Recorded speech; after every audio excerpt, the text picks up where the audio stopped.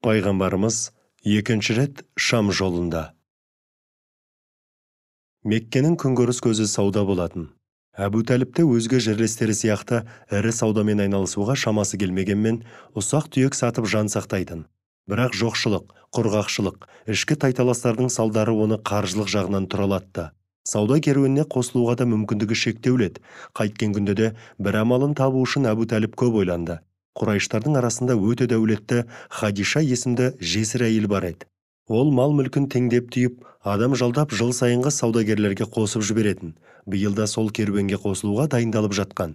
Қашаннан сауда жүрген жерде айла жүреді ғой. Сол себепті Хадиша дүние мүлкін табыстауға сенімді адам іздеп жатқанын Әбу Тәліп естіді. Мұхаммедті саллаллаху алейхи уассалам шақырып алып, бауырым, менің қаншалықты қиын жағдайда жүргенімді білесің. Бір қолымда егет алмай жүргенім саған аян. Тірліктің қамын жасау керек қой қалайда. Дәрменімді шамалы. Осы жақында тағы да Шамға қарай сауда керуені шықпақшы екен. Хуайлидтің қызы Хадиша бар тауарын түйеге теңдеп дайын отыр.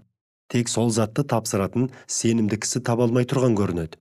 Хадиша бай әйел, қолы да ашық, дәулетін өзгелерге үлестіре де біледі. Ең бастысы адамгершілігі мол.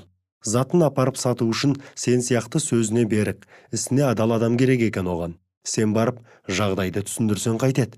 Жалдап алар бәлкім. Шынымды айтсам, сені Шамға жіберуге көңілім аса разы да емес. Яһудилердің зияны тиіп кетеме деп қорқам. Алайда амалым жоқ, қолым қысқа, жағдай өзіңе мәлім ғой деді.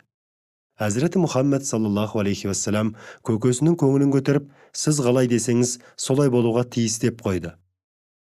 Мәселе Хадишаға жеткенде, ол тіпті қуанды.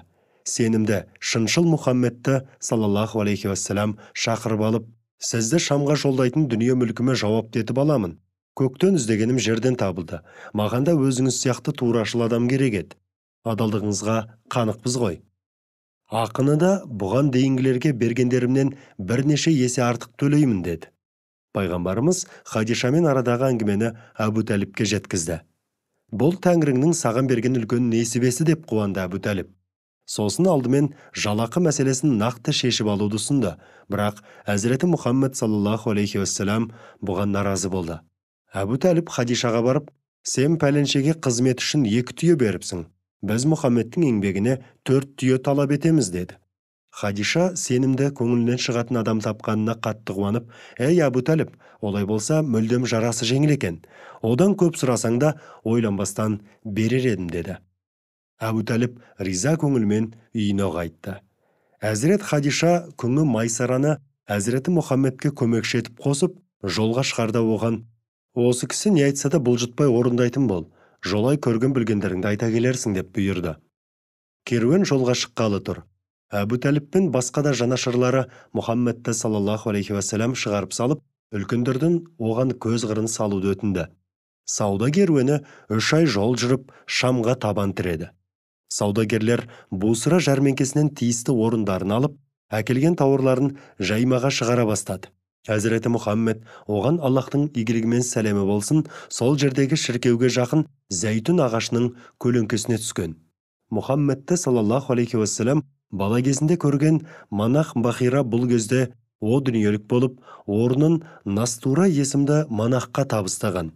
Шіркеу терезесінен келген керуенді тамашалап тұрған Настураның назарын аударған нәрсе зәйтүн ағашы көлеңкесін таңдаған адам. Оның жанындағы Майсараны бұрында көріп жүргендіктен Манах дереу оны қасына шақырып алды да зәйтүннің астына қонақтаған бейтаныстың кім екенін сұрады.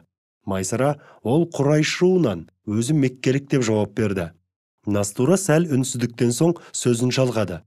Ол ағаштың көлеңкесіне бұған дейін пайғамбарлардан басқа ешкім қонақтамаған. Айтпақшы, оның көзі сәл қызарған секілді емес пе? Майсараның «я» деген жауабын естіген Настура, ол пайғамбар. Пайғамбар болғанда да ең соңғысы деді. Майсара қатты толқып таң қалды. Болашақ пайғамбарға қызмет ету бақыты өзіне бұйырғанына сенер-сенбесін білмей қобалжыды. Настураның айтқандарын бүге шігесіне дейін жадында сақтауға тырысты. Көзді ашып жұмғанша күндер зулап өте шықты. Әкелінген заттар сатылып, қажетті тауарлар алынды. Бұрын соңды болмаған дәрежеде ең көп табыс пайғамбардікі еді. Майсараның таңданысына керуендегілер қосылды. Керуен Меккенің жолына түсті. Шөл, құлазыған далада аптаптан аңқасы кепкен керуен. Түйелер теңселе басып алға жылжып келеді. Майсара тағы да бір қызыққа куә. Тұп-тура Әзіреті Мұхаммедтің үстінде екі періште көлеңке түсіріп, пана боп келеді. Күннің ыстығында таңдайын кептірген шөлді де ұмытқан Майсараның екі көзі соларда. Айналасындағыларды мүлдем естен шығарған. Көзімен көре тұра көңіліне сенбей, нұр жүзді қожайынына айтайын десе батылы жетпей, өз-өзімен іштей әлекке түсті. Манах Настураның айтқандары есіне түссе, бүкіл өн бойы шымырлап, тітіркеніп кетеді. Не де болса, бір тылсымның бары рас. Керуен Меккеге жақындаған. Басқа меккеліктер сияқты Әзіреті Хадиша да бір топ әйелмен бірге шатырға шығып, жолаушыларға алыстан қарап отырған. Әзіретті Мұхаммед пен Майсараны ұзақтан жазбай таныды. Ау, Мұхаммедтің саллаллаху алейхи уассалам үстінде ұшып келе жатқандар не? Жаңсақ көрдім бе деп, көзін қолымен көлегелеп тағы қарады. Жоқ, шынымен-ақ ағараңдап ұшқан бір нәрсе бар, нақ төбелерінде. Жақындағанда байқады. Екі періште Әзірет Мұхаммедті қалқалап келеді. Әйелдердің де кейбіреуі мұны байқап, ішегін тартып үнсіз қалса, енді біреулері қараңыздар, Мұхаммедтің саллаллаху алейхи уассалам басының үстінде екі періште ұшып келеді деп айқайлап үлгерді. Керуен Меккеге келіп кірді. Жайланған соң пайғамбарымыз кіріс шығысты түгел есептеп, Әзірет Хадишаға тапсырды. Бір қызыға Мұхаммедтің саллаллаху алейхи уассалам сатқан тауарларынан қыруар пайда түсіп қана қойған жоқ. Әкелінген заттар да әп-сәтте сатылып, Хадишаны ұшан теңіз табысқа кенелтті. Майсара жол бойы Әзіреті Мұхаммедтен саллаллаху алейхи уассалам көп нәрсе үйренді. Оның жайдары мінезі, дос көңілі, шыншылдығымен қатар тазалыққа айрықша мән беруі, саудадағы адалдығы Майсараға таңдай қаққызған. Жол бойы көрген білгенін, манақтың айтқандарын Майсара еш бүкпесіз Хадишаға баяндады.